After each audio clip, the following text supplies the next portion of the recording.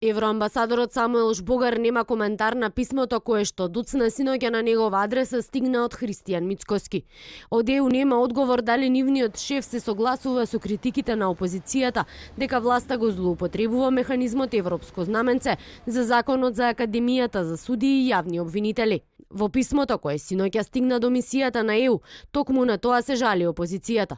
Од кабинетот на Жбогар велат евроамбасадорот е на службено патување, откако ќе го разгледа писмото, ќе го соопшти својот став.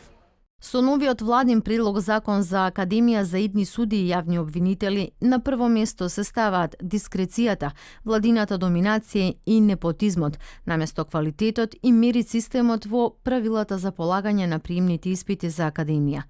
Со предлог законот исто така се злоупотребува знамето на Европската Унија, но не за да се усогласи законот до некоја ЕУ регулатива, туку само за скратување на роковите за постигнување на политичката цел на власта да ги дерогира стандардите за упис на Академијата со директно мешање на представникот на Министерството за правда во испитната комисија. Предлагачот на законот со контрааргументи од правда велат небулоза е дека се злоупотребува европското знаменце, бидејќи велат дека токму овој закон се усогласува со препораките на оценска комисија на Европската комисија за судии и јавни обвинители.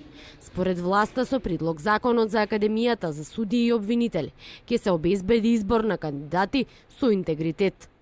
Представник на Министерството за правда предложен од министерот во комисијата за прием и завршен испит е непроменето законско решение, односно истото е предвидено во постоечкиот закон донесен од ВМРО ДПМН во 2015 година.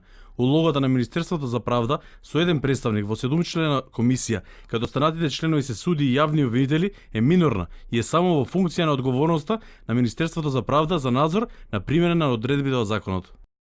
Власти и опозицијата пред извесен период ги вкрстија копијата за претходната измена на законот, со која опозицијата обвинуваше дека власта ги намалува критериумите.